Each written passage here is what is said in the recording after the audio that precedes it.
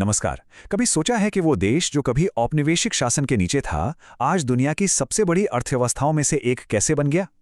तो आज हम भारत के इसी अविश्वसनीय आर्थिक सफर पर नजर डालेंगे, जो पिछले 75 सालों से भी ज्यादा का है। जरा इस तस्वीर को देखिए। ये एक नज़र में ही पूरी कहानी कह देती है। एक तरफ 1947 से पहले की एक औपनिवेशिक, एक शोषित अर्थव्यवस्था, और दूसरी तरफ आज की हकीकत, दुनिया की 5वीं सबसे बड़ी इकोनॉमी। ये बदलाव जबरदस्त है। तो सवाल यही है कि भारत ने ये छलांग लगाई कैसे? देखिए, इस बड़े बदलाव को समझने के लिए हमें सबसे पहले कहानी की शुरुआत में जाना होगा। हमें यह समझना होगा कि जब भारत आज़ाद हुआ तो उसे विरासत में क्या मिला था। ये टेबल हमें एक बिल्कुल साफ तस्वीर दिखाती है। 1947 से पहले इकोनॉमी का पूरा ढांचा कृषि पर आधारित था और उसका मकसद सिर्फ और सिर्फ ब्रिटेन को फायदा पहुंचाना था। लेकिन आज़ादी के बाद पूरा फोकस आत्मनिर्भरता और एक प्लान तरीके से औद्योगिक विकास करने पर शिफ्ट हो गया। तो जब भारत आज़ाद हुआ तो उसके सामने चुनौतियों का पहाड़ था। देश में बड़े बड़े अकाल पड़ते थे। यहाँ के कच्चे माल का सिर्फ शोषण हो रहा था। जो स्थानीय कारीगर और हस्तशिल्प उद्योग थे वो लगभग तबाह हो चुके थे, और दुनिया की जीडीपी में भारत की हिस्सेदारी अपने सबसे निचले स्तर पर थी। मतलब राष्ट्र निर्माण का काम बिल्कुल जीरो से शुरू करना था। आज़ादी के बाद भारत ने अपनी अर्थव्यवस्था को बनाने के लिए एक नियोजित यानी कि एक प्लान्ड अप्रोच अपनाया।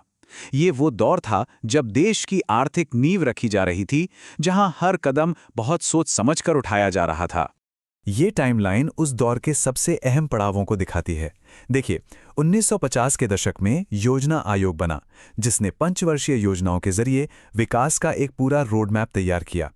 फिर 60 के दशक में आई हरित क्रांति, जिसने देश को खाने पीने की चीज़ों में आत्मनिर्भर बनाया। लेकिन 80 का दशक आते आते अर्थव्यवस्था एक भारी भरकम सरकारी कंट्रोल में जकड़ गई थी, जिसे लाइसेंस राज कहा जाने लगा। और फिर कहानी में एक बड़ा मोड़ आया।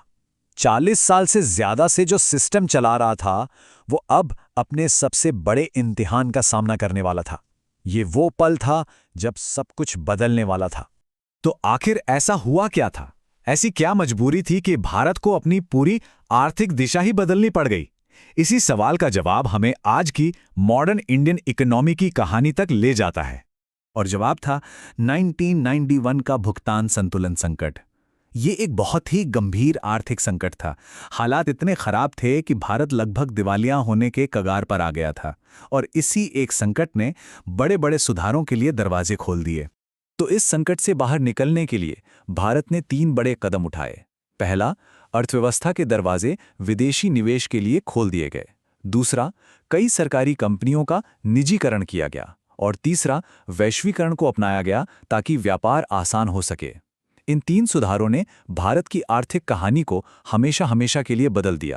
और अब आते हैं कहानी के आखिरी हिस्से पर कि 1991 के उन सुधारों का असर क्या हुआ और आज की नई हकीकत क्या है।